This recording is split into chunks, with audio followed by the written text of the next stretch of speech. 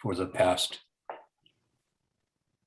Yolo Climate Compact, which has been meeting since 2007, every about 2 or 3 times a year, has a meeting coming up on October 8 that I hope that some of you will be able to attend. It's from 10 to 11:30.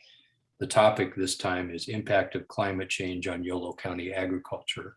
And our speakers will be Professor Daniel Sumner, and I think he's an economist, and he'll be speaking to the impact of climate change from an academic perspective on the agricultural economy of Yolo County. And Robin and Bruce Rominger. Bruce is they're 5th generation farmers. Robin has recently released a book on the sustainability of that operation over all these years. So I think it'll be some interesting insights that we can use that climate compact to feed into the work that this commission will be doing. Again, back to the idea of strategic doing. As I think the first few steps that we take will help to determine the success of this overall effort. So I'd like to see us, Jim, I'd like to see us bring something forward in the next quarter. And that means 3 months time, that allows us to begin making some actual steps toward meeting the ambitious goals. I think that there's a need for us to work with our city partners as they're doing their climate action planning. I know that Davis is in the final steps, I believe, of their work. I believe that the other cities are at some place along the line. Our goals are not exactly aligned, and so I think we need to have some conversations with them about how to do that. One thing I would like to make sure that we have is that as we strive toward making progress toward this goal of 2030, let's keep in mind that there are many others toiling in the fields on different topics. And the topic might be food security, or the topic might be transportation, or the topic might be land use planning. All of those topics intersect. They all come. There's a Venn diagram you can imagine. It's all a part of the same universe we're trying to impact. To the degree that we can focus the leveraging effort of this group on topics that others are not engaged in, I think we're going to be most successful. So being focused on making progress toward that goal, understanding that there are many moving pieces, they all come together. There's like gears that intersect. But we're going to be more successful with this commission, with our colleagues, I believe, if our first efforts are very focused on specific actions that are very clearly a part of our mission. Jim, does that make sense? Yeah, I think so. And I particularly like the idea that we would, in the next few months, try to begin something that could be an accomplishment in terms of climate. And the fact that there is money and we are advising the board on how to spend it. I'm not saying that spending the money in and of itself is meaningful, but finding a meaningful project or projects to begin, because I think initial success will lead to additional funding and additional support from the community and the region. So thank you, and I'm excited with Jim to be here with you. And what an amazing group, what amazing resources we have in Yolo County to be able to call upon a group like this to focus. Thank you, supervisors. Before I move on to the following introductions, I wanted to perhaps, excuse me, just ask for a couple of protocol things that when you are not speaking, I would ask that you mute your microphones. That way it minimizes the background noise for everybody else. And for the members of the public, I just want to mention that there will be opportunities for the members of the public to comment throughout the meeting, and I will be making those as well. But I ask those members of the public and commissioners, when the time comes, when they want to speak, that they use the raise hand feature of Zoom. That way we can make sure that we're organized and give everyone enough time. So with those two simple things, I wanted to introduce you to this staff that will be supporting you, commissioners, in the work ahead. You know, we have a really, really great team. You've already met me. I'm not that great. But I want to just quickly briefly introduce folks.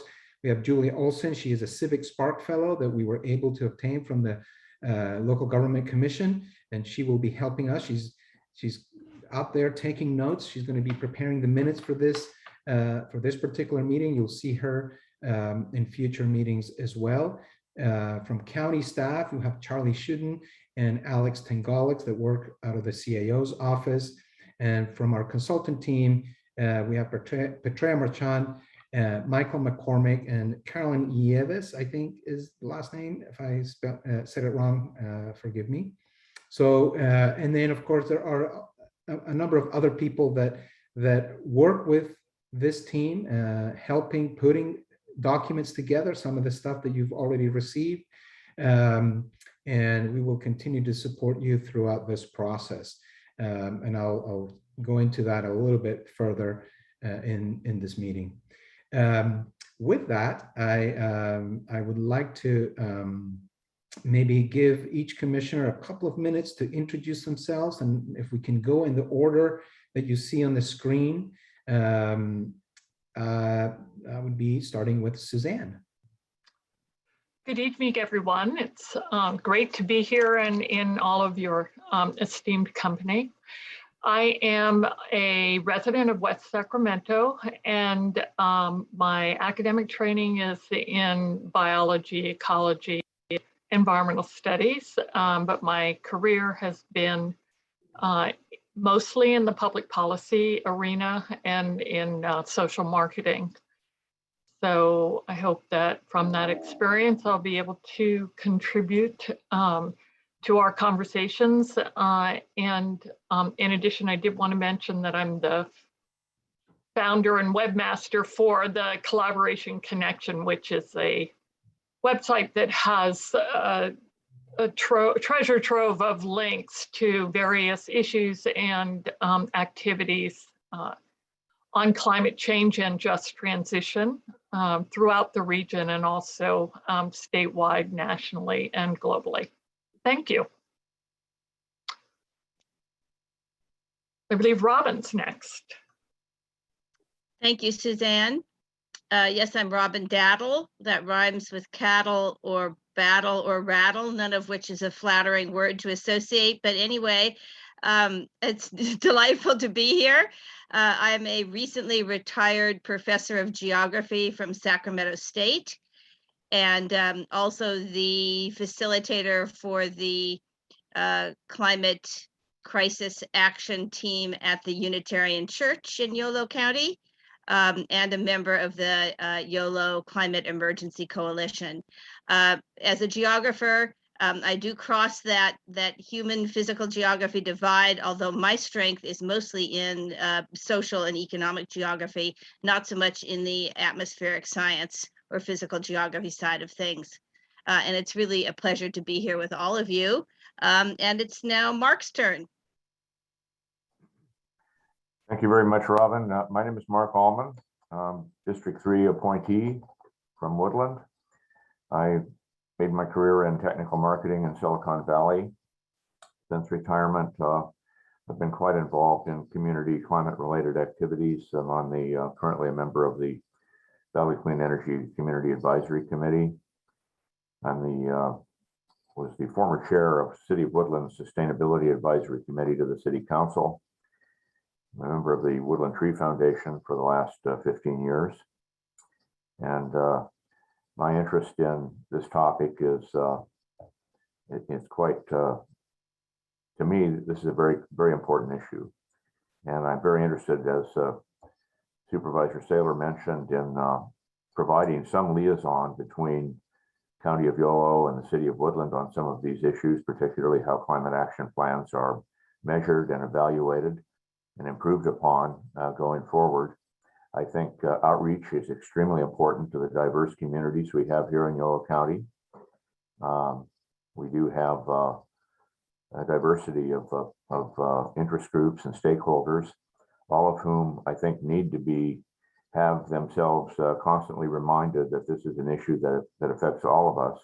And I certainly agree that local action is the place to start. It's the perfect complement to state and federal activity. It's something that we do have more control over here. And I think that Yolo County, when I see maps, interactive maps on the New York Times quite often, I'm very proud of the fact that Yolo County is often linked with the more progressive counties in the state of California. It's something I always take note of, whether it be COVID related or many other issues. Yolo County has a leadership position, and I think that since we have a very large urban, suburban, and agricultural component, that it makes our job a little more complex, but at the same time, our outreach to those various communities elsewhere in the state and in the nation can be enhanced. So I'm very happy to be a part of this group, and I'll hand it over to Andrew. Thank you. My name is Andrew. I'm like Robin and Adelita. I'm also a member in NJ, a member of the Yolo Climate Emergency Coalition, where I am so proud and happy of many of the activists who helped me get to this position. I'm also serving in part of the Sierra Club Yolano group, where I have learned so much from Alan Pryor. Also recently with Adelita serving in the Climate Center, the Central Valley cohort. And in my past was a staffer for Congressman John Garamendi. Started working with him since 2007, close to 9 years. And currently I am working with Acela Biotech, and that's a sustainable agriculture technology company. We focus on microbial technology, soil amendments, and biological solutions instead of chemical solutions to advance food sustainability and environmental remediation. I'm just so excited to be here. I just want to just thank the leadership of Supervisor Provenza and Saylor for the seriousness of the moment, and really excited about the proposal of the Yolo Resilience Fund. So excited to jump into that. So thank you very much.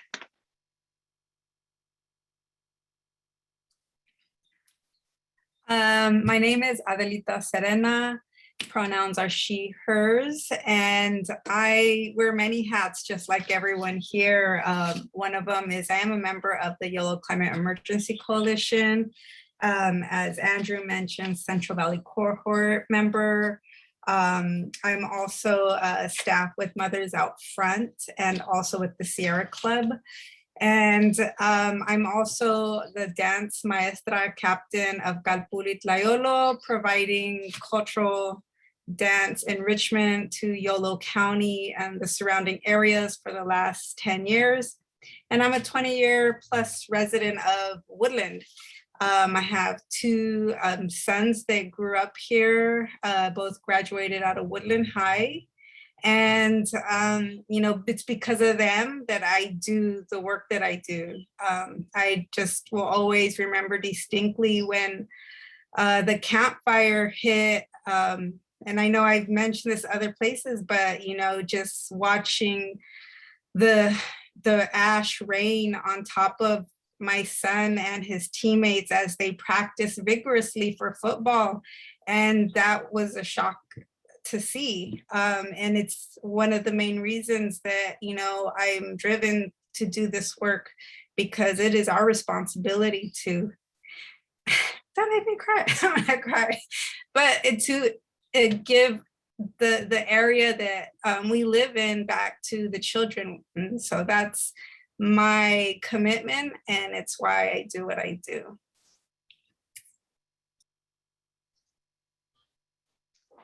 Hi, I'm Chris White, and I am the technical lead, so I actually had to compete for my position.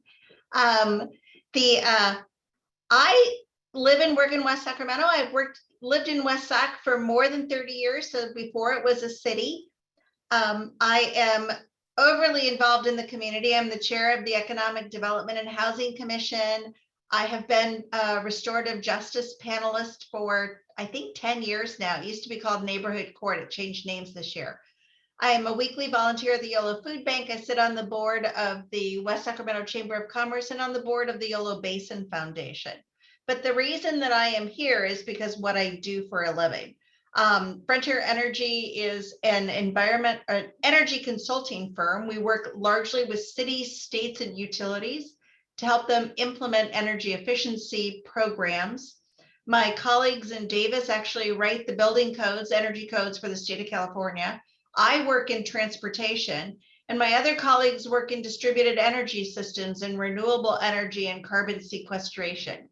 So while I am here as me, as your technical lead, know that I have 149 other people that I work with who I will be going back to and asking questions and ensuring that we do things that are impactful and reasonable and thoughtful and can actually legally be done by a county. I'm all for aspiration, but I'm all for making sure that things work and that the next time we look at an update plan, all the circles are green circles and not a bunch of red and some yellows.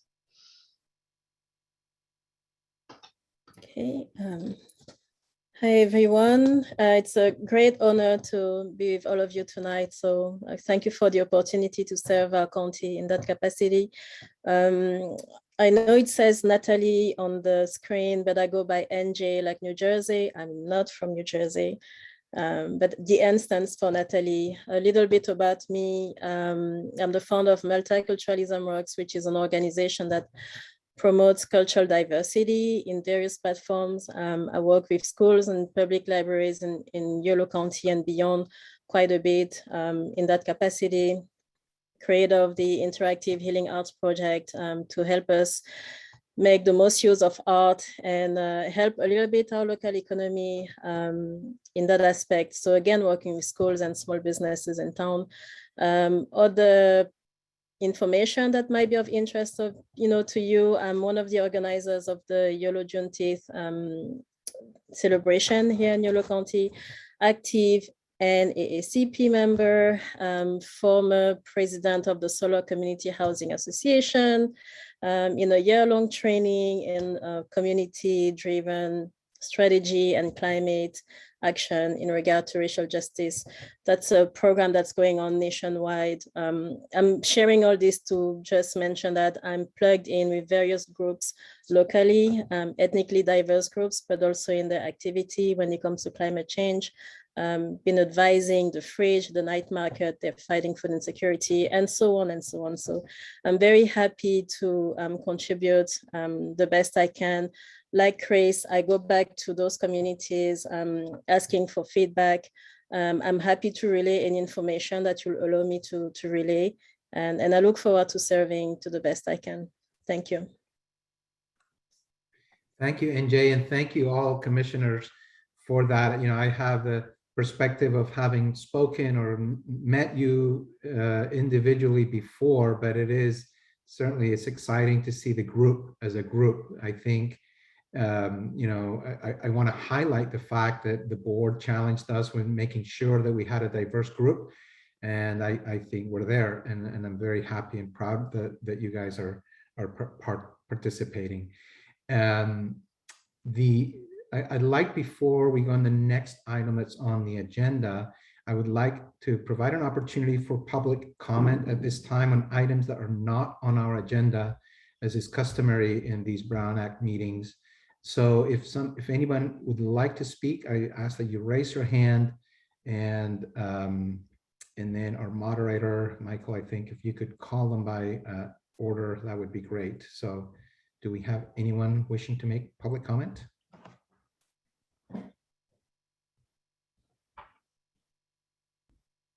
Not at this time. If you are unable or not sure how to raise your hand, if you put a comment in the chat that you'd like to speak, that also works.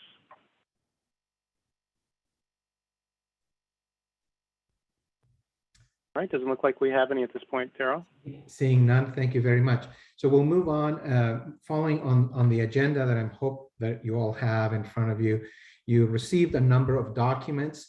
I don't think that we're going to go through these documents necessarily one by one, but we want to make sure that you have, these are the documents, of course, that will start building up the foundation blocks for the work that we're going to be doing.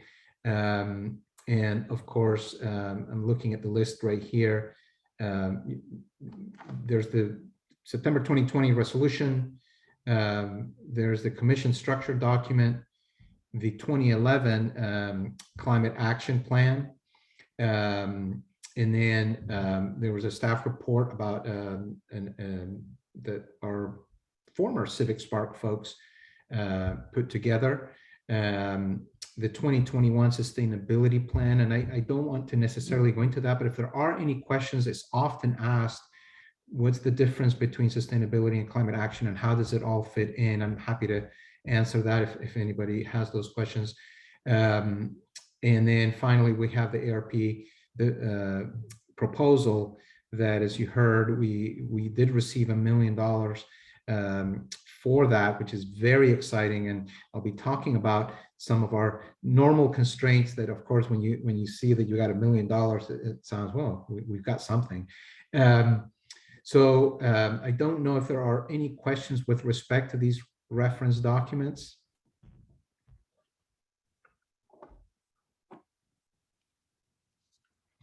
Hearing none, then let's move on to item 4, which is the commission appointments. And this is a recap and a summary and perhaps new information for folks that haven't been following this closely. The board's direction was to create a commission that had between 9 and 11 members, 5 of them appointed by the Board of Supervisors, 2, I'm looking at here, a technical lead and an environmental justice lead appointed by the board. And those are the first 7. This is this group, right? You are the Fab 7 for now. And then per the setup, we have an additional 2 at-large community members that, you know, pursuant to the staff report and the communications, are appointed by the 5 appointed commissioners. However, you know, we do think that it should be, since there is 7 already seated, it's certainly something that we open up to all 7 to make sure that there's agreement with respect to these 2 at-large community members. You know, to that end, you have received applications, and I want to mention real quick about that, you know, it's been quite amazing, really, the response that we've received from our community to this call for participation. I will be very honest that there was a while there where things were very slow and we're getting a little nervous, and then all of a sudden the word must have gotten further out than we thought that we had, and so it's reflected in you know, those applications that you have seen, that you have. So the process for that basically is you're going to have you know, all the time to review these applications, and what we're asking is that you bring forward your top 3 candidates by October 18th, and you send them to me or Charlie through email, and then we will bring that list back at the next commission meeting for you to vote on those appointments. NJ, yes, thank you. Thanks. For my hand is raised, but my background is dark, so I'm not sure you saw it. Just a quick question. I know there is a seat for Yocha Dihi Winton representative, and I was wondering which category it falls in what I'm saying. Okay, thank you for that question. I'll explain that in a second. So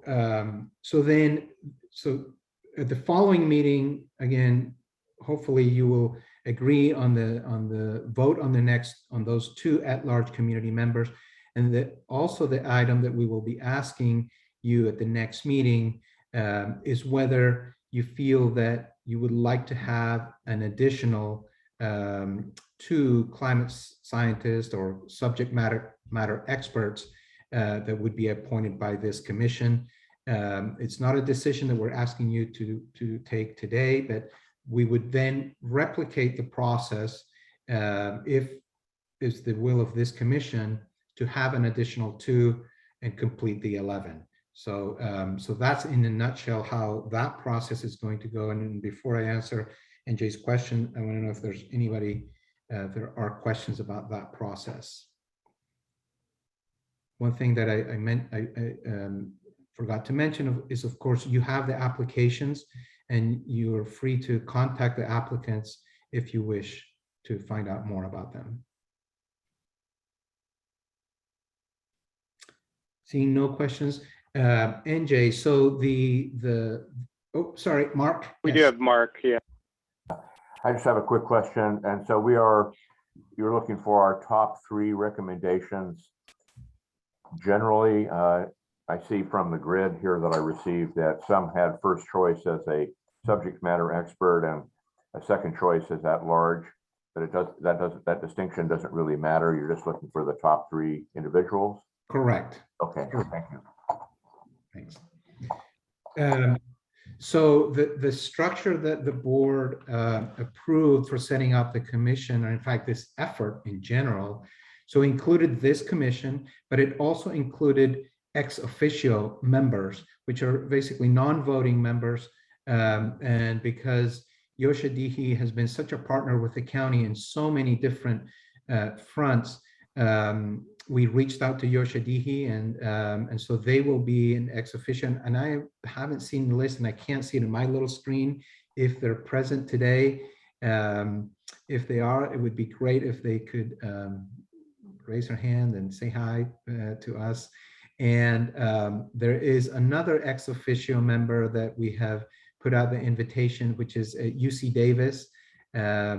So we haven't had the official response yet from UC Davis as to who that ex officio member is going to be. So so anyway, so that's their role, and that's why they're there. Okay. Good. So now, even though it's not on the agenda, but nevertheless, I would like to open it up for any public comment on this commission appointment section of the agenda that we just touched upon.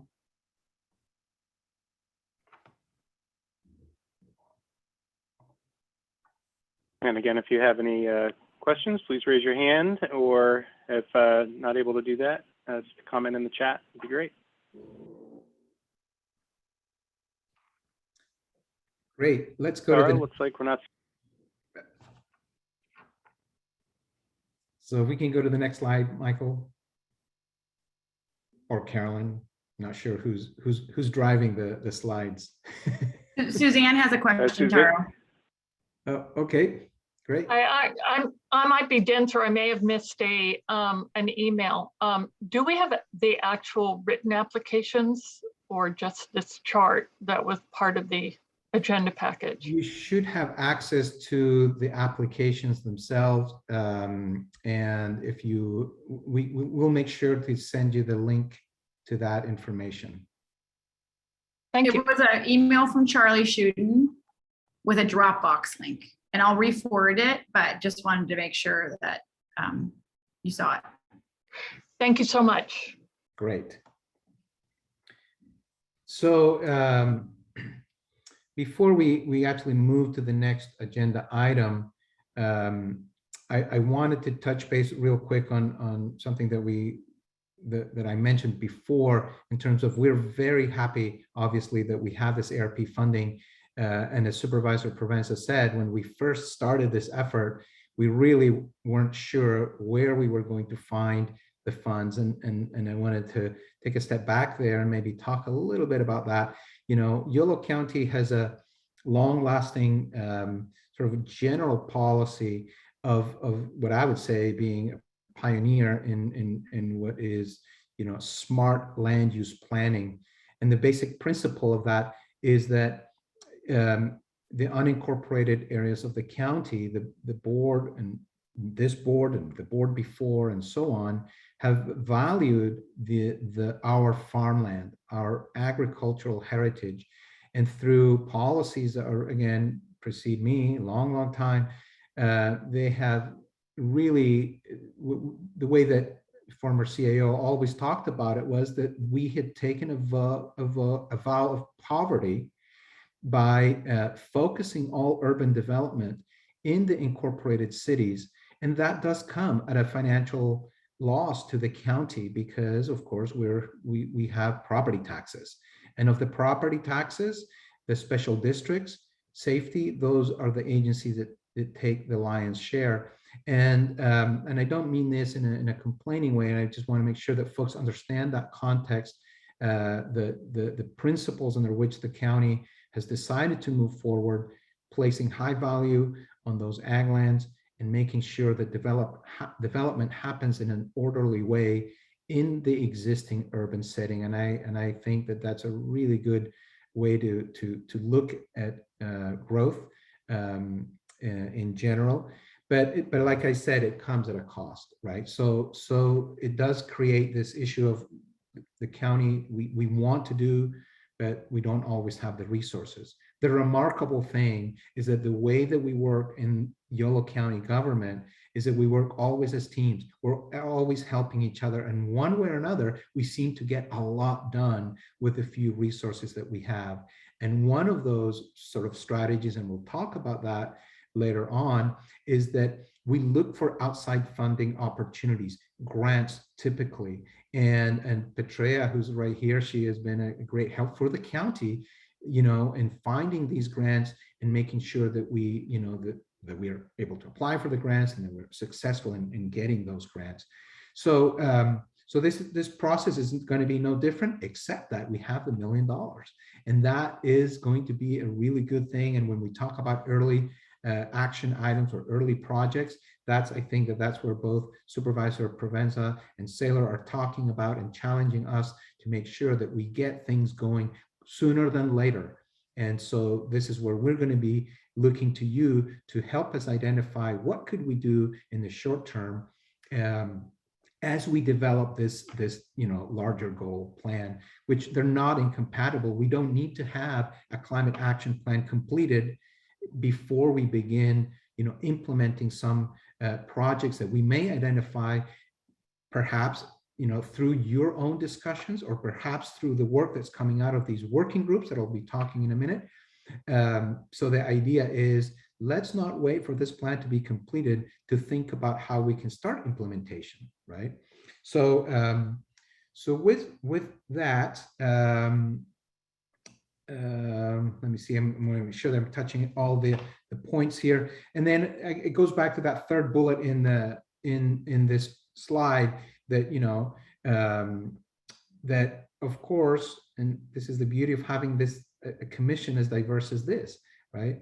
Because you have the roots, you have the connections out in our communities and the stakeholders. So when we're bringing projects forward, right, we're using this platform to make sure that we're covering the areas that we need to be covering, and that we're being systematic about how we go about spending or identifying these projects. Next slide, please. So, and it's also the next item on the agenda, which is the commission charter. Again, I don't, and either Petrea or Michael can jump in as they feel.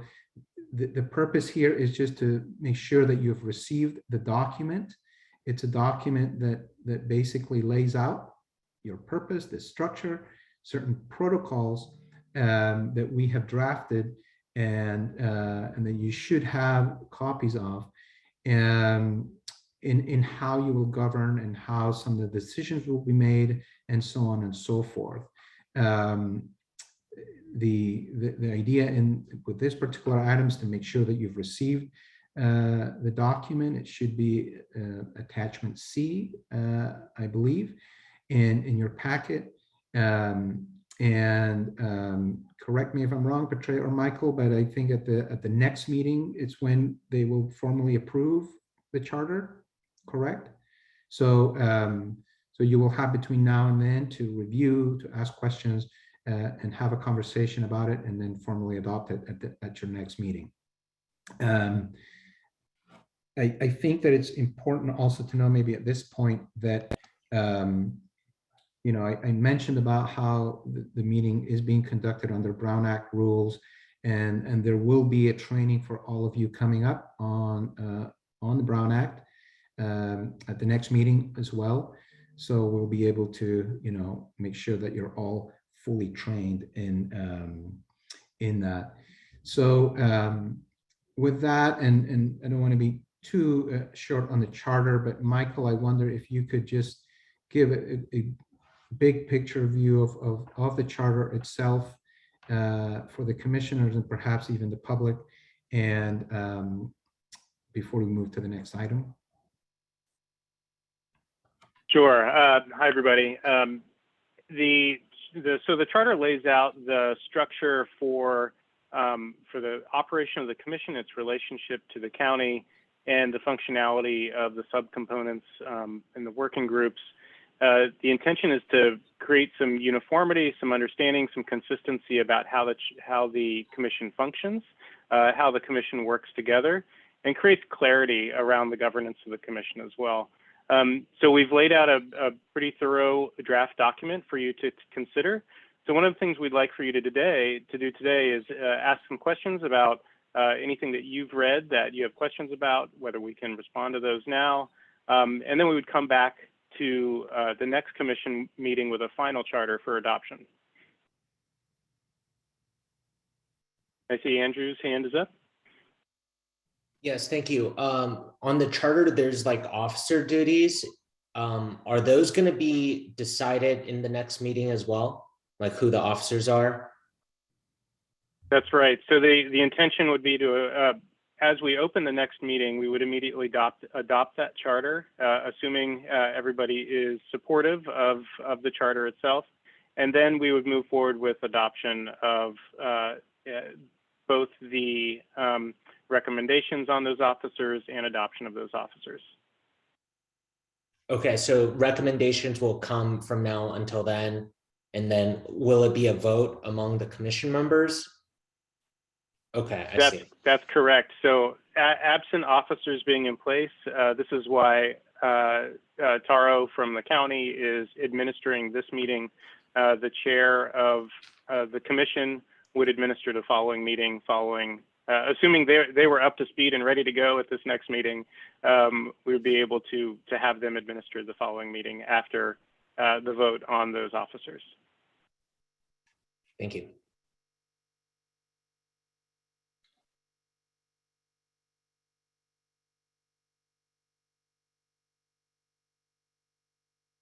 All right, we have, how about Suzanne, Robin, and then Mark? Oh, thank you. I had two questions. One is regarding Andrew's question. So you're saying we would be electing officers before the new members are appointed? And my question being, wouldn't it be more appropriate to have all the members appointed to the commission before we elect officers? That's a great question, Taro. I'm going to send that back to you. and I think that, well, it is a great question, and I agree 100%, Suzanne. So I guess maybe we should probably switch the order of that, make sure that we have our, our additional appointees and have them an opportunity also to review and vote on the charter. I will say that to the extent that the commission is now largely formed, there's nothing that precludes you guys from moving forward. But I think it's the right thing to do to allow them to participate in the charter. Thank you. And if you don't mind, I had another question. Unless somebody that's different from electing officers. So if somebody has another comment on electing officers, I'm happy to hold my other comment. No? So I have reviewed the portion also on public participation. And I have a larger question, so it may or may not be specific to the charter, but it is specific to the operations of the organization. And that is that it won't be news to anyone that I have great concerns about inclusion in the public participation process, especially relative to the organization of the website and the availability of materials regarding climate change and sustainability in one place through a navigable website process that enables more people to understand what we're doing and ultimately to engage in their own climate change mitigation, adaptation, and resiliency activities. So I wondered whether that page is going to be reformulated. And I also noted that some of you know I sit on another commission for Yolo County, and my experience with that is that it is not typical for the agenda or the meeting minutes or relevant documents and materials to be available through a commission page. If you click on any of the commissions that are Yolo County commissions, you will get a PDF document that tells you who the members are and how to participate in the meetings and how often they meet, but it's not dynamic nor informative in terms of the issues. So do we have plans to make engagement in the process, facilitate engagement in this process by making it more publicly available to those who are interested? So the short answer is yes, Suzanne. Throughout the beginning of this process, our board subcommittee comments and general board direction is that this process needs to be open, needs to be transparent and diverse. So I think that if having a dedicated website that has more of the information, such as the agendas and the material accessible to all, it shouldn't be too hard for us to accomplish that at all. So I support that, and I think that if the commission is that something that the commission would like to see, then that's how we move. Thank you. Taro, this is Don. Yeah. There are commissions that do have the functionality, though, that Suzanne is speaking to. The Community Corrections Partnership, for example, does have information available on that piece.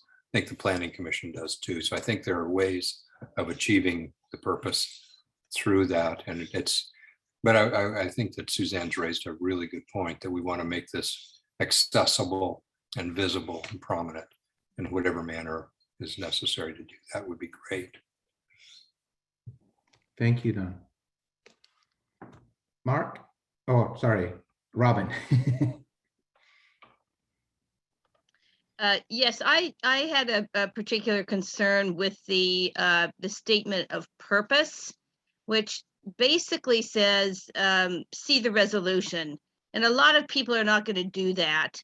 And I'd like to pull out of the resolution an efficient statement that says, guided by science, data, best practices, equity, and justice. So that kind of summarizes some of the ways in which we want to go about reducing our carbon footprint, and adds a little more meat on the bones. And so I'd request that people look at the resolution and see if they think that would be an appropriate addition to the purpose or some other slight expansion beyond what's there now.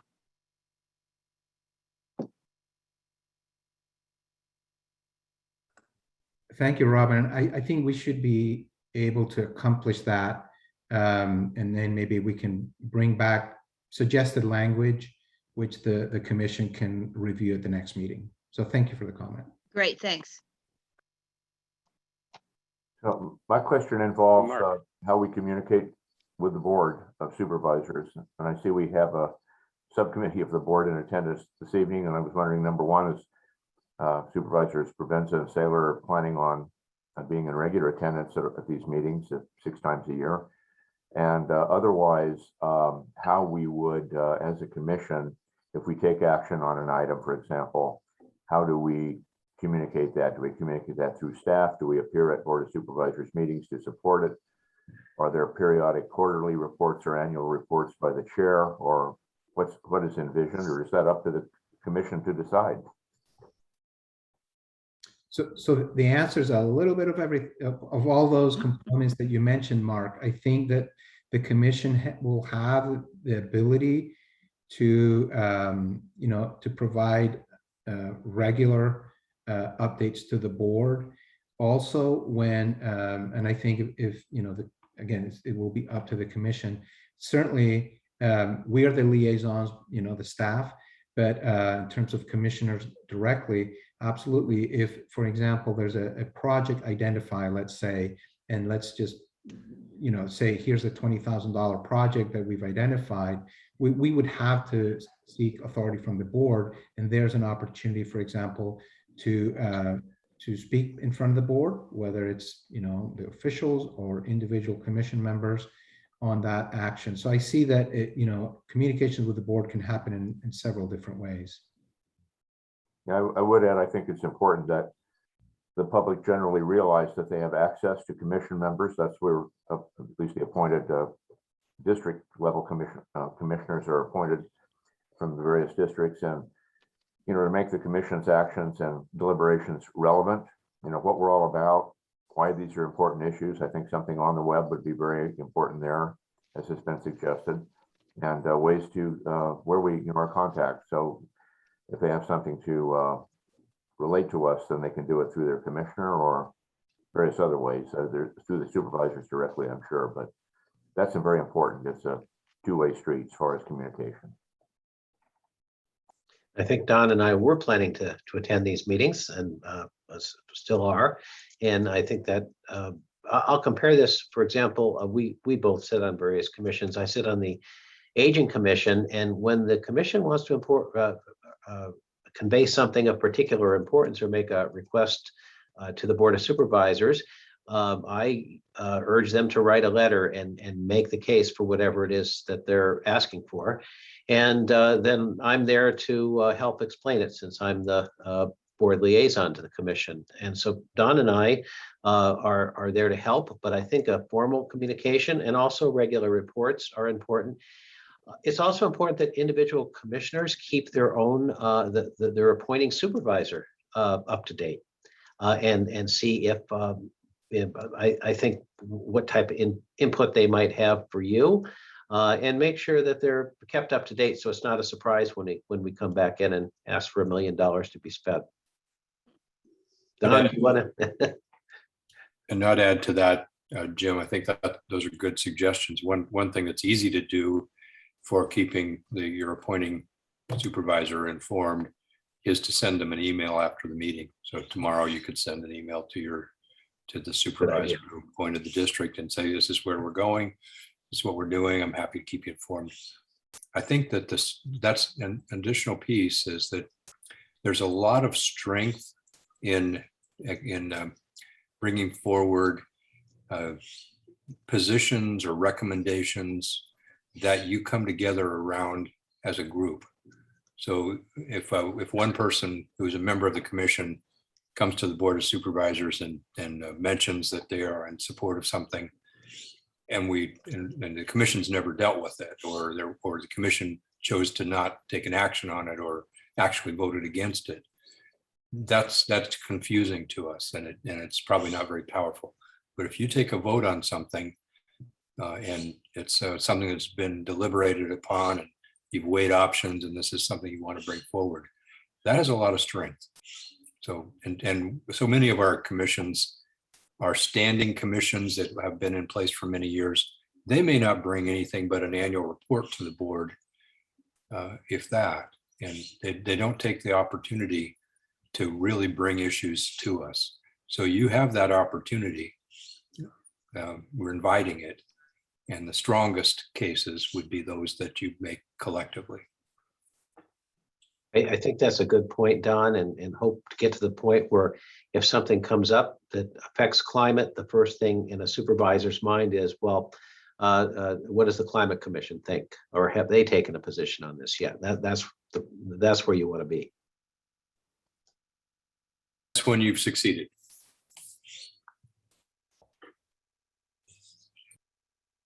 Right. Any more questions on this? Andrew? Fine.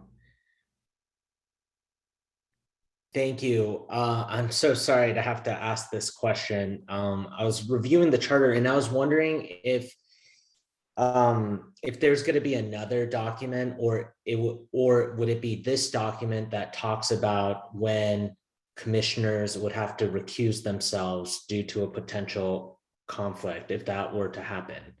Are there guidelines about that on this document, or is there another standing document for commissioners that we should be aware of? So that will be part of your Brown Act training. Oh, sure. That we're planning on having our county counsel or someone in his office provide the training. And so those kinds of questions, that's where they're most appropriate. It's just basically the governing document, the legal governing document through the Brown Act.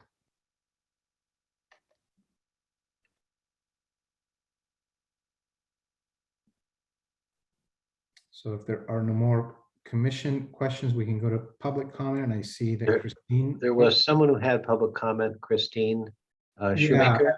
Yeah, I was just making sure that there were no more commission questions on this, but I see Mark's. Oh, Mark, is your hand up? I was just going to point out that Christine had a comment. Oh, okay, thank you. Thank you. Okay, so if there are no more commission questions, Christine. Yes, so my name is Christine Shoemaker and I'm a resident of Woodland, and I'm rather passionate about addressing climate change.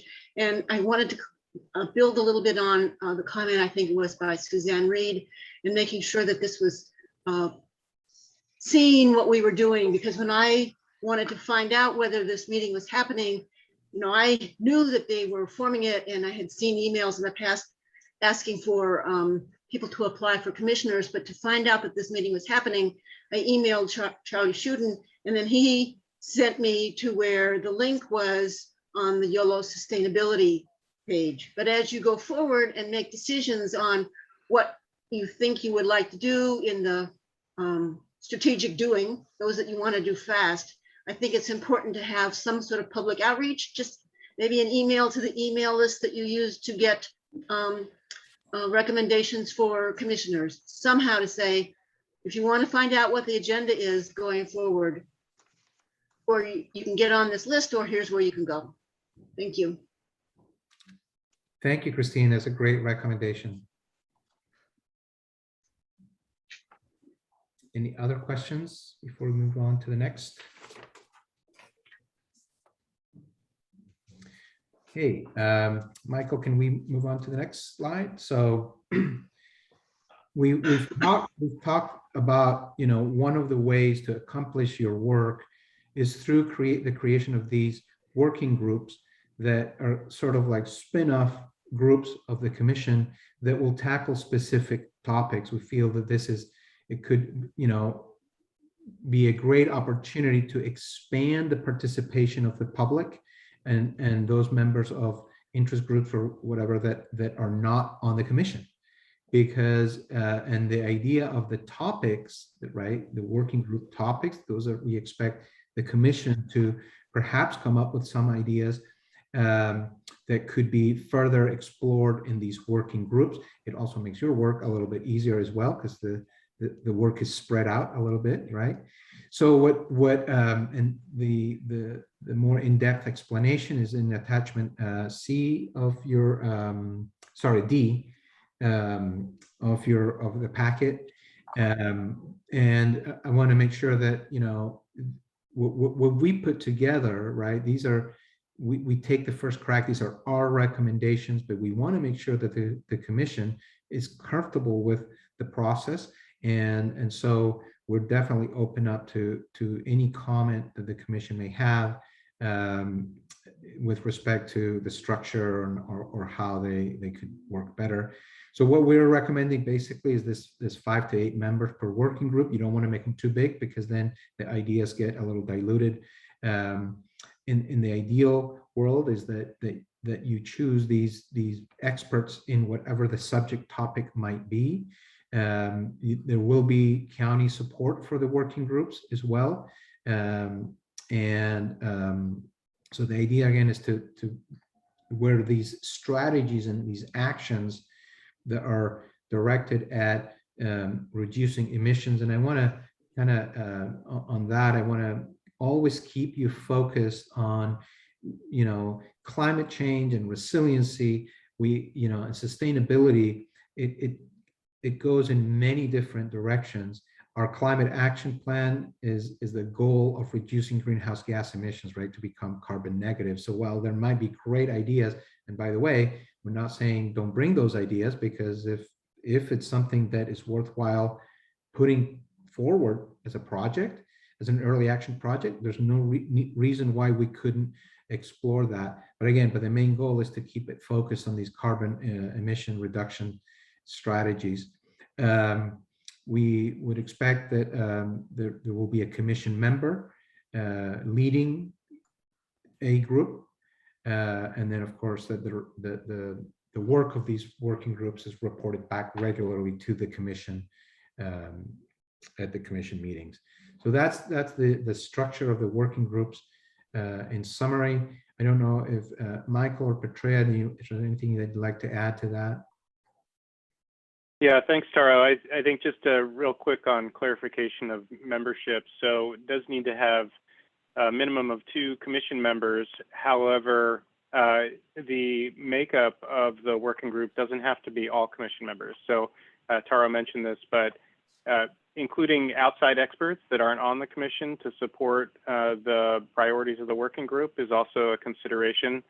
So as you're reading that working group section of the charter, just reflect on that a little bit too.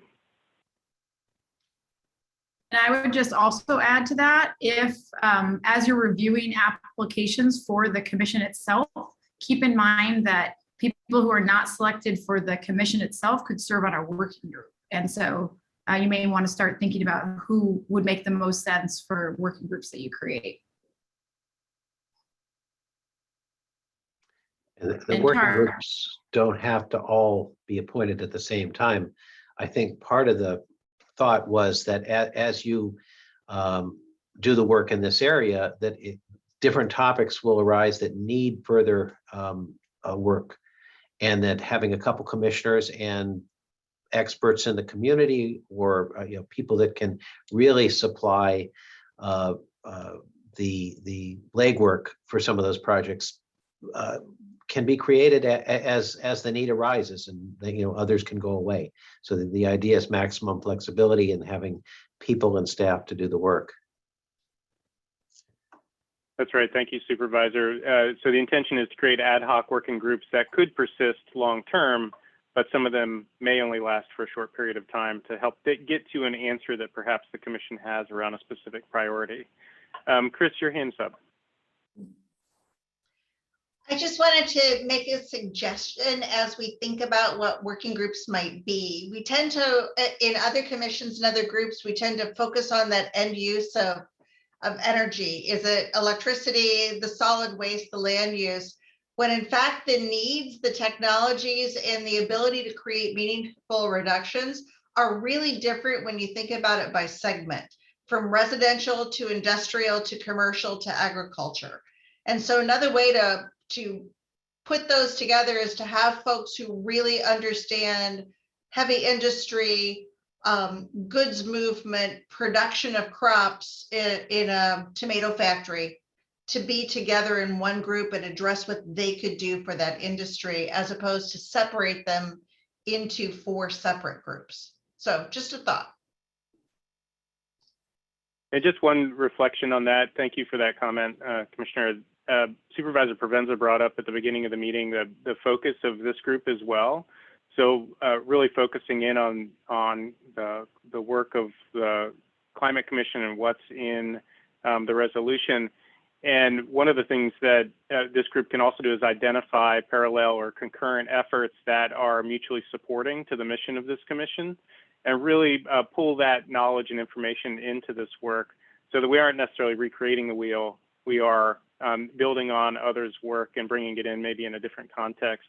That's also part of the structure for the ex officio role for those organizations that might be doing mission-aligned initiatives with the commission, helping to bring them in and to support their engagement more actively as well. So all things to consider in part of the structural questions here.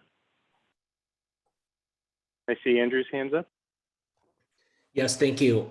So noting how, there may be a point of diminishing returns with way too many working groups or what have you, I guess the question is, can any commissioner just propose a working group idea and just run with it? Or would that proposal have to be voted upon by all of the commissioners and say, we as a commission vote for this working group?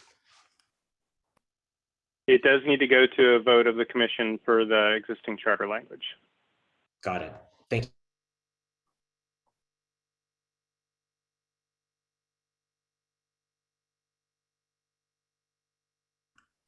Suzanne?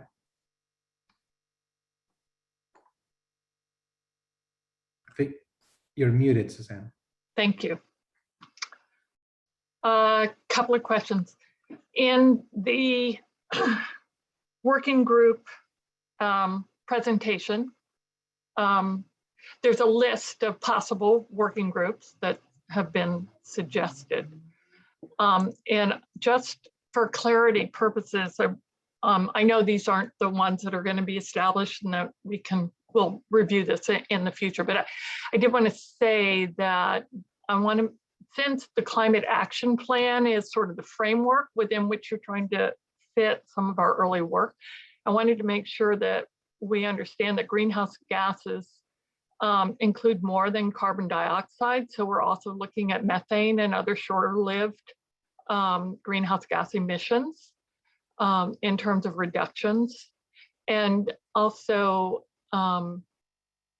beyond that we are looking that I would suggest, and hopefully some folks would agree with me, that we also want to look in terms of opportunities for greenhouse gas, or especially carbon dioxide and methane removal, as well as emissions reductions. And then my other comment relative to, you have carbon storage here, so that's what prompted my removal comment. And I think the statement that Chris made is pertinent. This is my speech on everybody rearranges their kitchen in a different way. And so what categories you use to describe these things, but in terms of garnering the precise expertise we need to delve into these, you might find that sequestration and storage would be different for those who are involved in forestry versus those involved in the agriculture sector. So we would just need to make sure that the appropriate range of expertise is represented when we put these groups together. That's it. Thank you. Thank you. Any more questions before I ask the public? Hearing none, is there any member of the public that wishes to speak? Not seeing anyone.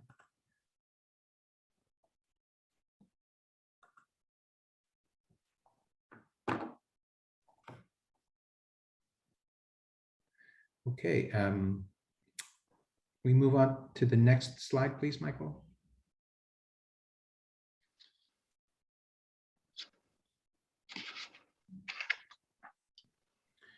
So we've already talked a little bit about these early actions, and we wanted to provide some sense of framework as you think about projects and you're looking to bring, so you have a little bit of guidance there. And I think we're trying to capture a lot of the ideas that you've heard in terms of making sure that you know that the recommended actions, are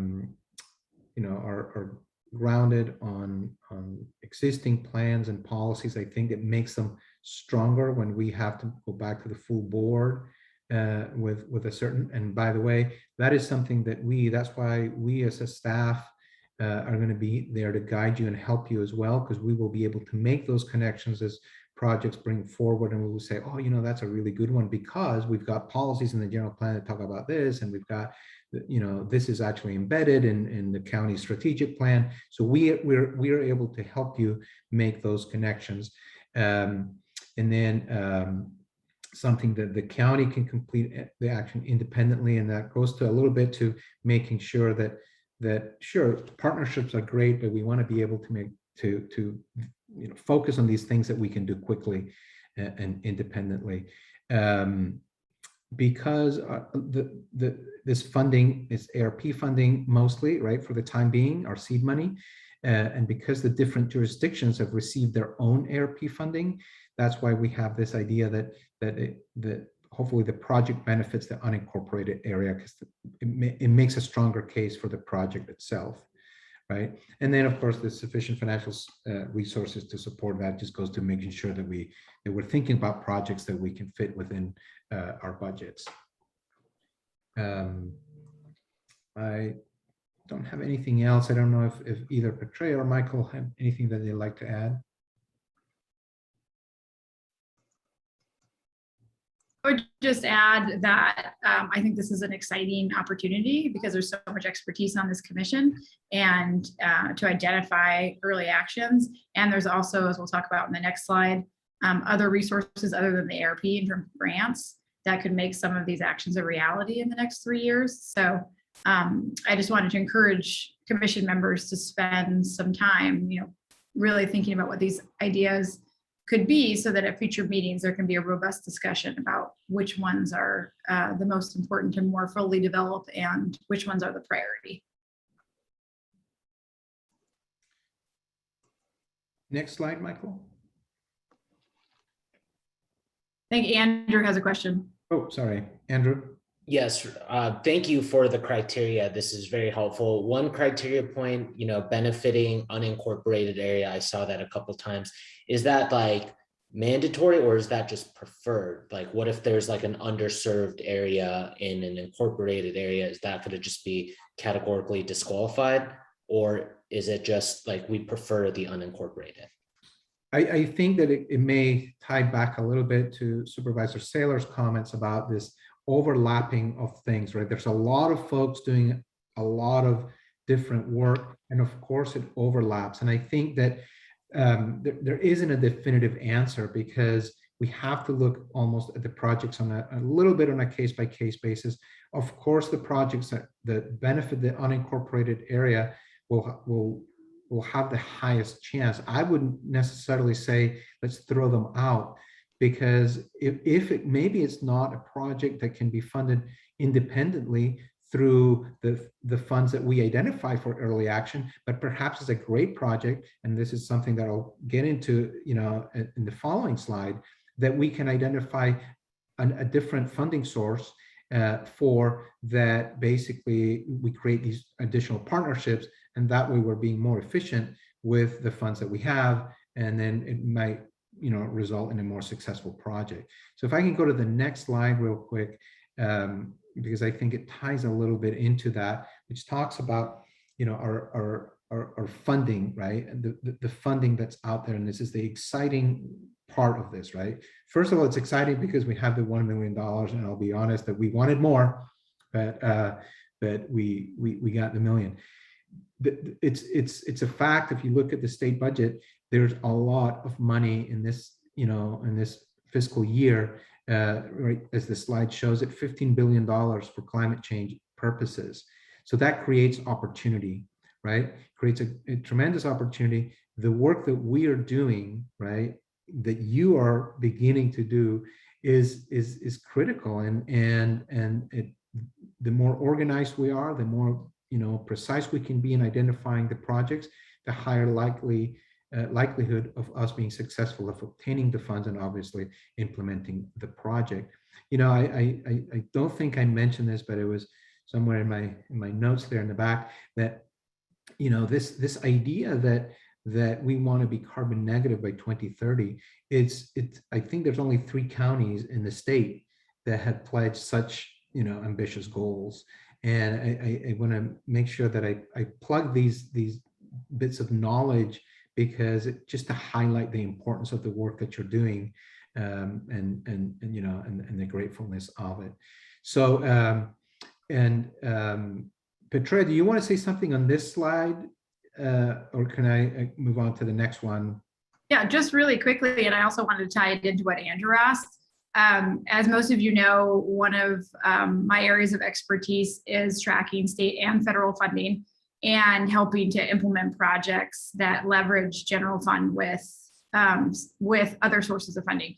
And Andrew, to your point, if you guys, I know everyone took a look at the American Rescue Plan proposal. If you look at the number of projects in the unincorporated area, and I'm sure Chris can probably attest to this too, the types of projects in the unincorporated area that reduce greenhouse gas emissions, whether it's related to carbon or as carbon storage, as Suzanne mentioned, there's a lot of projects and they're going to be really expensive. And even though there's a lot of money out there, there's still going to be, there's a great need in the unincorporated area. And I think that's one of the reasons, Taro, correct me if I'm wrong, for really focusing on the unincorporated area is because there is a larger need than maybe people think, given the lack of population, to do a lot of work in the unincorporated area. So, and that is the area that that obviously the county controls. The other thing I'll say really quickly on state and federal funding, this graphic is on state funding, but as most of you know, the Infrastructure Investment and Jobs Act is also pending before Congress. And although there's a lot of politics around it, there is sort of an underlying expectation, or at least hope, that eventually that act will pass as well. And that provides 4 years of additional funding for climate action at the federal level. So the combination of having both state and federal money, from my perspective as someone who tracks these types of opportunities, is extremely beneficial and provides a number of really exciting opportunities for the next 3 years, because the money both at the state level and at the federal level, and this is really important, is not all allocated just to the next fiscal year. It's allocated to the next 3 or 4 years. So if you miss the grant opportunity that comes up, you know, in the next 6 months, there's going to be another one in a year and another one a year after that, and possibly another one the year after that. So planning now to agree on what your top priority early actions are is going to allow you to apply for grant funding. And it doesn't necessarily have to be in the first year. I'd like to make a comment as well on the question that Andrew asked about unincorporated areas. And if you take I know that you all are aware, as you think about Yolo County, our first area of being able to impact things is with the county government apparatus itself. What do we do to produce electricity to power our governmental purposes? How do we power the jail, the public works department? What's our fleet look like? How all of those kinds of things within county government itself. Then the next easy circle of authority, of portfolio that we have, responsibility, ability to make a difference, is the unincorporated area, because we are the primary governmental agency that at local level that interacts with those unincorporated areas. When we get to the jurisdictions within the cities, then we have influence, and we can collaborate, and we can partner, and we can move things forward towards shared purpose. We don't, however, have sort of a unilateral authority to cause something to happen.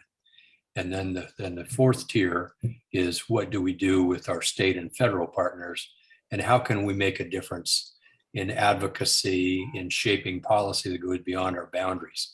So that's I don't know if that's useful to you, but it's a way for us to think about how do we attack these issues that truly do not have boundaries of jurisdiction or boundaries of at all. That this is a classic case of the tragedy of the commons, that we all draw from the earth our lives and our ability to thrive, but we do have limited authority in some fashion. So frankly, I know that Jim and I are both pretty bullish on making a bigger difference than our little 225,000 people suggest that we can make. And Yolo County has been incredibly geopolitically advantaged by having the state capital of the largest population state in the nation and the 7th largest economy in the world right here. So we can make a bigger difference than our unincorporated area. And as we think about it, how do we strategically do that? It doesn't do us much good to say, we want everybody to do X. It makes a lot more sense if we say, within our portfolio, we'll do X. And we're going to work with our partners to do Y, Z, and the rest of the alphabet. Thanks for those comments, Don. I agree. But I also, particularly looking at state and federal grants, look for opportunities maybe to do something together with the city or cities or the larger region. So it won't so much be where the project is at, but what the project is and who we can collaborate with to get it done. So we could be doing work in the unincorporated areas, then we could be doing work in a broader sense and looking for all those opportunities. And Patria, you'll see that when you look at the grants, because some of them specifically favor cities working together or regions working together. We have some additional things that we have some real interesting touch points on. The landfill, as an example, is a countywide service that has a potentially it already is doing amazing things. It can do more. Absolutely. The bus systems, the transit systems, air quality management districts. So we have a lot of little levers that we can pull, dials to turn. Thank you, supervisors. Suzanne? Thank you. I wanted to tag on to what Don just said and sort of present a fifth circle, which for me is we have the tool of education and empowerment. And so rather than relying on government to be the implementer, we can empower not only incorporated, but the unincorporated, but the incorporated populations, things that they can do that will be effective in reducing their carbon footprints and also increasing their sustainability and resilience. And so I think not forgetting that we have that ability to influence through providing information, and even if it's workshops or whatever, and that can be done through partnerships as well. I'm going to put into the chat two links. They are references from my website. One is a general references on grants and funding resources in both state and national federal government, as well as nonprofits and foundations. And the second is exclusively regarding grants that are available in the agriculture sector. So I'm going to put that in the chat, but also, as you know, and I think some of the staff have early copies of the work I've done in charting all of the local, regional, and state climate change public policy arenas in which there are adopted plans and policies and executive orders, et cetera, that are creating the framework and the context within which we'll be developing our climate action plan. So my question is, I keep that updated as well as I can, but I'm like, who do we send things to? So it's a more general question. Like, if we have information that we think would be helpful to either the staff or my colleagues on the commission, but I know that we haven't had our Brown Act training. This is my dog, I'm sorry, she's feeling very left out. We don't want to cross the Brown Act line in communicating with each other. On the other hand, I do have access to a lot of information that I think would be helpful along the lines that have been discussed today. So who do we send that to, and how will it be handled? That's a good question, okay. Suzanne. I think that It's something that I haven't yet mentioned, but for the time being, we have two great contacts for you. One is our Civic Spark Fellow, Julia, and we'll make sure to give you her email address. But at any time, obviously, myself or Charlie, both, either one of us, we will make sure. And it would be important if when any commissioner communicates with us, if it's something that you'd like us to share with the rest of the commissioners, to let us know, and we will do so. So we can do that and make sure that everyone gets it in the safest way possible from a Brown Act standpoint, I guess. Okay, so I think it'd be helpful just to get an email that sort of says, when you have this is who to send it to, and this is who to copy, and this is what to say. I think it would be helpful for our ease of operation. Great, we'll make sure to do that. Thank you. Chris? My question was very similar to Suzanne's. I broke the rules and sent all the commissioners a link to a new DOE program because it was very time sensitive. And the informational webinar was 2 days before this meeting, and that's the Community Leap program.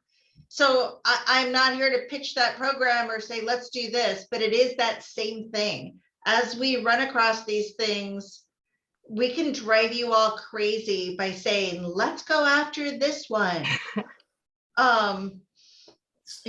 So I think it was very much the same thing as how do we take advantage of things, and what, maybe a better question is, what role do you want this commission to play in helping to identify worthy opportunities? So that's a really good segue to the next slide, Carolyn.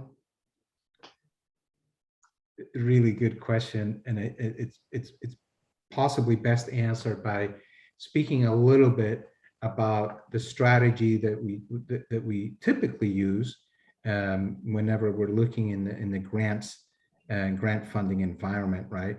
And so right there, you see that the number one thing is to identify and prioritize the what the project is. This is something that sometimes is the greatest challenge, because we, even as staff, we're often hear about grant opportunities, and we hear the grant and we're thinking about the project, and usually by the time that we identify the project, it's too late.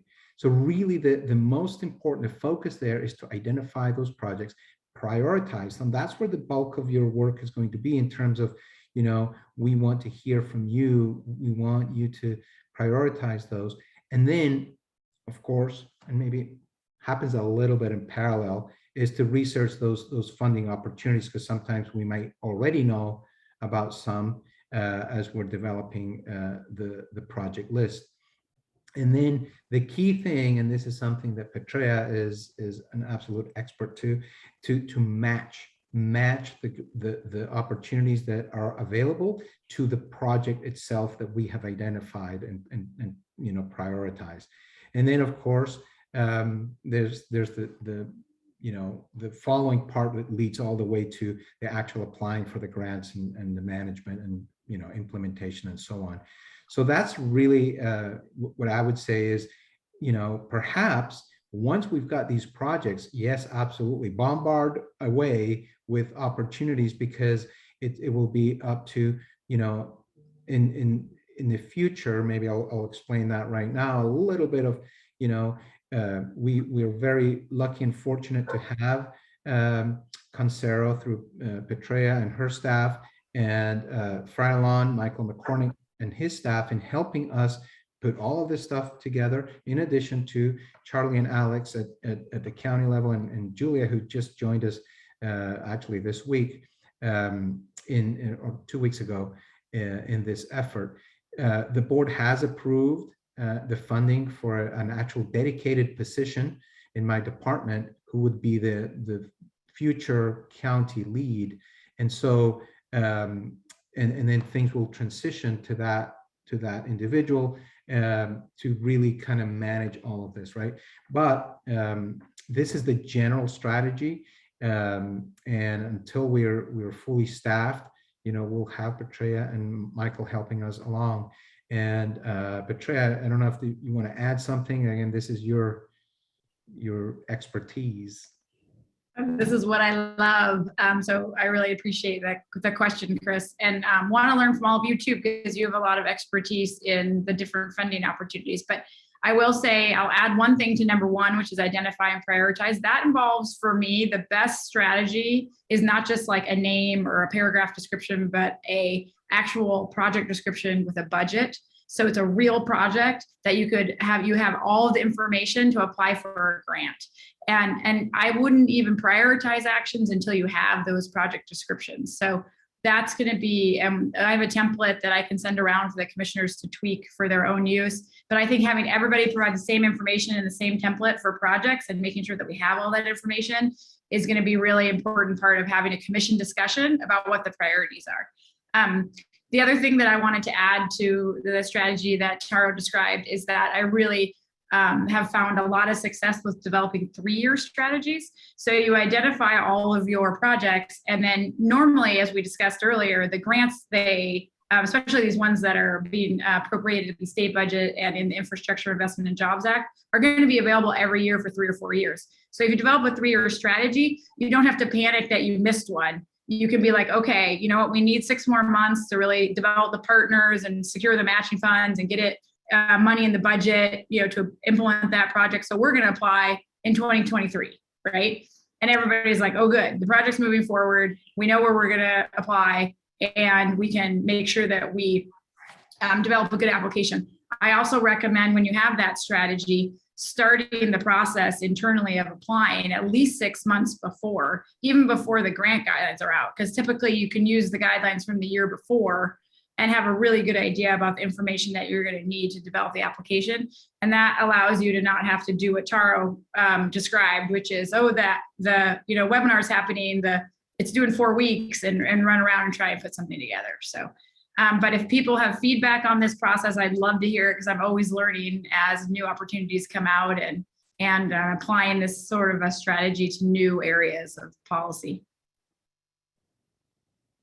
Thanks, Trey. Just to add one other thing to this is, we know there are a number of organizations and agencies across the region, to the Supervisor Provenza's point a little bit earlier, and we don't necessarily need to lead a grant application to benefit from some of these programs. So, the other piece of this is, sure, as a primary applicant, that is one path. There's also other applicants of joining up with other parties that have aligned missions. And perhaps they're the prime, perhaps they're managing or administering that project once it's funded, but Yolo County is a beneficiary. So those are opportunities to think about as well. And they oftentimes require the same level of specificity as a grant that the county might be a prime for.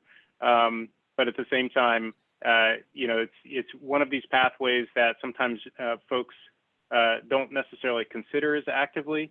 But right now in the Sacramento region, there are just a lot of conversations happening in this space that we could potentially tap into. So that's part of our work as well, in identifying some of those, activating some of those relationships, and hopefully aligning those with the mission of the commission.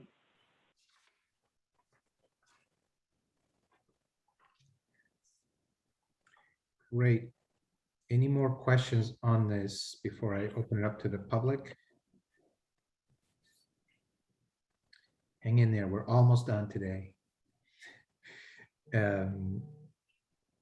Christine. Yeah, hi, Taro. Thank you. This is more of a question than a comment. People members of the public have specific individual ideas for the early actions. I see that you want these ideas submitted by October 7th, and I actually came with a couple, but then after listening to this, I've realized, especially listening to Petra, I have ways that I would expand upon that. How should I, as a member of the public, submit that before October 7th? I think sending it to me or the staff. You mentioned that you have communicated with Charlie, because I Yeah. would like, of course, it will be it's the commission, it will be prioritizing these, but of course, input from the public is always important and welcome. So the sooner if we can get those, we will make sure that we put them all on the commission's packet for the following meeting. Okay, so following the Brown Act, I should send it to you and Charlie, and then you will decide in. That's probably best. And Okay. one thing that I'll say is that ties back to what Suzanne was saying. I'm getting ahead of my closing comments almost, but we're going to be working on the website and making sure that we have some of those documents that allow the public to interact with the commission and the county staff on this topic in a more systematic, formal way. For example, putting out a set of criteria so that the public is aware of these early action project criteria, so that they are aware as well that when they propose a project, the more link there is to the criteria, the higher chance that it will have a higher priority. So we can certainly help folks with that by upping the website. Andrew. Yes, thank you. I had a quick question. I may have missed this. On our agenda packet and reference document, we got, the first attachment A was a proposal, a grant proposal, actually from you, for the Yolo County Resilience Fund. Is that something that's going to be discussed next meeting, or? That was the ARP proposal? Yes. Yeah, so that proposal actually went to the board. So it was informing this commission of the staff's effort to receive funding through ARP. So that was the intent of our application to the board. And that's basically what the board already took action on. It's just letting you know that we had submitted the application, and so the allocation is there. So that's the $1 million. The board didn't allocate money to a particular project. In fact, it gave this commission the ability to advise staff on a recommendation to the board for how to spend the $1 million. Oh, sorry, Tara. I was just going to say that the proposal was put together very carefully with the guidelines in mind, because there's only certain projects that are eligible for ARP funds. Right. And so at this point, again, I think that the idea, as Supervisor Promesa said, the board has allocated that. It's not tied to one project. So, it's good to note, to see, and to review what the proposal says, because as Patria mentioned, we still have to meet the funding criteria. And so, but that shouldn't stop the work of this commission in proposing projects, because again, like I said before, that's kind of like where the staff is going to come in and make sure that we give you the advice on whether a project is better funded through this, or does it qualify for ARP? Can we use it and use those funds for that particular project? Chris. I'd like to say this will be my last question, but probably not. When you say send ideas by October 7th, that just again opens up a floodgate. So does Yolo County prefer things that are more been done before, we can prove results, or do you want to do high risk, potentially high reward? And a great example I can give you is everything we've done out of the landfill. That was all high risk, potentially high reward, but it could have, and it was a high reward, could have also been a dud. I would say. Okay. And if it's okay with Taro too, I would suggest that we send out that template so that when everybody's submitting information, it's coming in the same format and you're aware of the type of information that's needed to develop a proposal. Yeah, I was just going to sort of say that we'll send out the template to commissioners, and we'll put the template out on the website So the public is also interested, like Christine. So you see that as well when you're looking at those suggestions. So yeah. And just one more comment on the prior slide, we had the early actions framework to help guide what those are considered around, that the early action should be grounded in existing policies or listed in adopted plans, that they can complete actions independently, that the county can.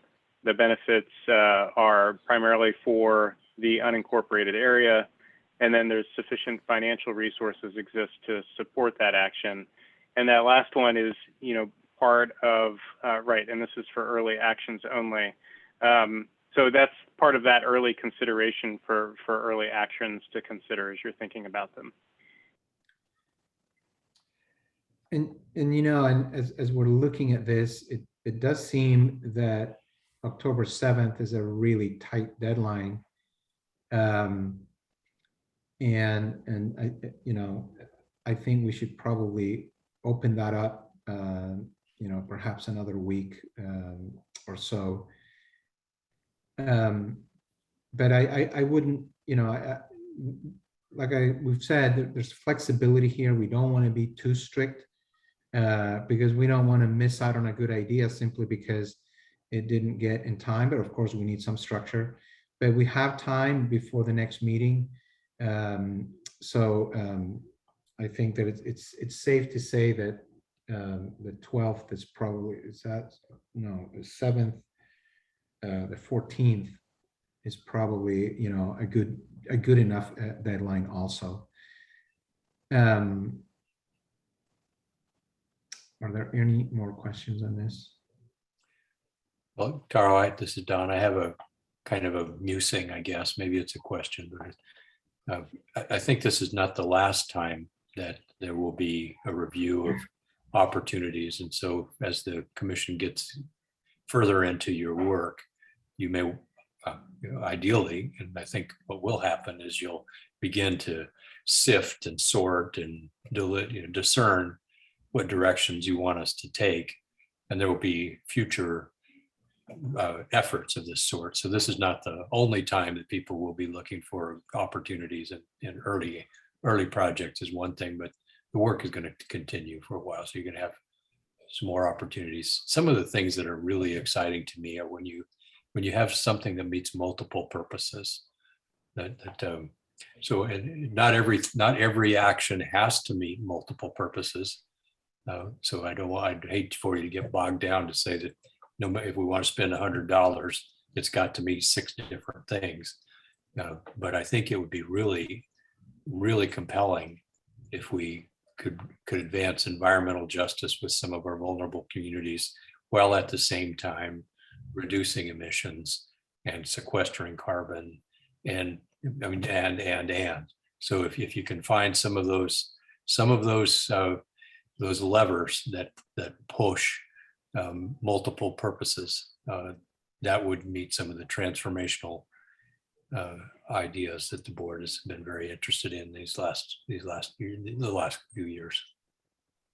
Yeah, I think you're absolutely right, Don. I mean, as the work goes on, it's more like one of those open-ended, recruitment that projects will come in. And I think that our focus, at least on trying to put on the table sooner than later, are these early action ones. They're really low-hanging fruit. We want to start there, right? Because it goes back to the idea of can we show something in the next quarter, right? And then the other projects will be coming out throughout the work of the commission and beyond, hopefully. Great. And Tara, just to add briefly to that, per Petrea's comment earlier on the amount of funding that's coming available, grant guidelines for much of that funding won't be released until early to mid next year. So much of what we're looking at for early actions is the existing funding. It's not really what we talked about in that prior slide. Those opportunities come early to mid next year, and then into the following year after that.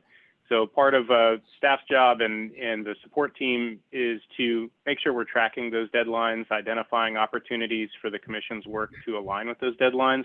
And from that knowledge, it can also further the development of projects that align with both the timelines and the mission of the commission. Great. Any additional questions? We're almost to the end. Taro? Yes. Yeah, I think it would be helpful for everyone if we could have a directory of everyone's contact information, keeping in mind, of course, that prior to Brown Act training, that none of us should a majority of the members of this, voting members of this organization cannot talk to each other about anything that is before the commission or likely to be before the commission. But the contact information, I think, would be helpful to everybody. Yep, we can definitely do that. Thank you. So it brings me down to the end. We're almost, we may finish, well, I don't know, on time, a little bit over. We started 5 minutes late. Is to talk about, whether this time, 5:30 on a Thursday, works for all of the commissioners, because we can maybe set that right now and start looking at the October. And I'm going to lean on staff a little bit if we had identified a date for October. Petrea or Michael, you remember? Or I think we wanted to check in with commissioners about it, and also wanted just a brief reminder that the charter says 6 meetings a year, but does allow for more frequent meetings. And I think while you're getting started, it's important to have a meeting next month. So I just wanted to make that clarification. So I think the question on the table is whether this time and date next month,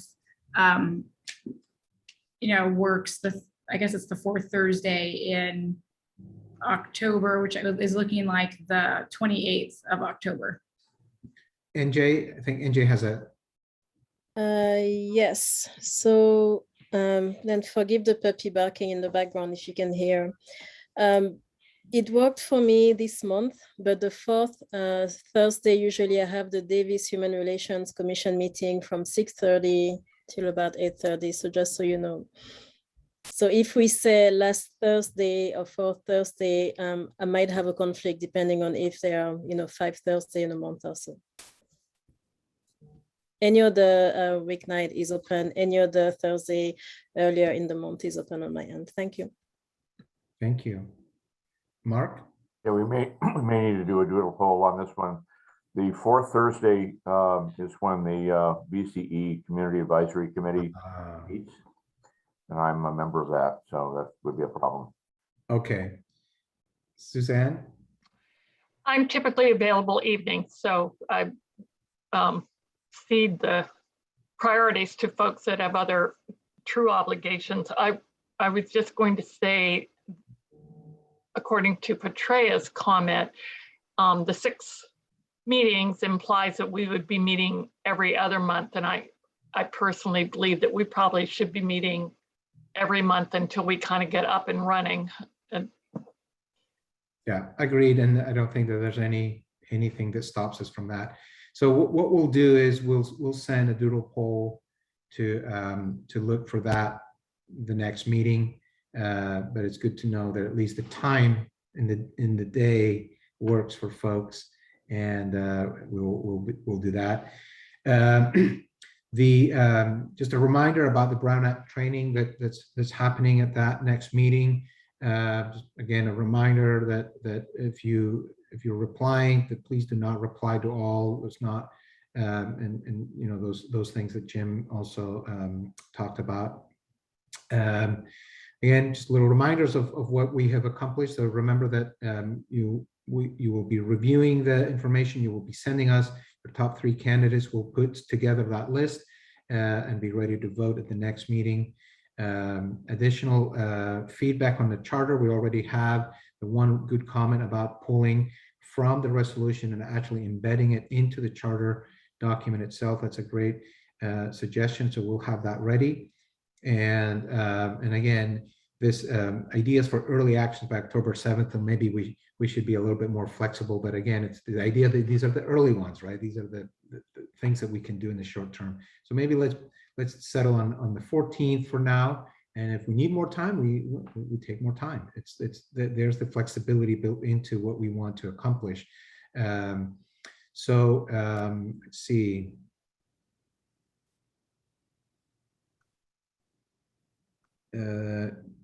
Yeah, so I don't know if there are any other questions on this. Next steps? No? Final thoughts?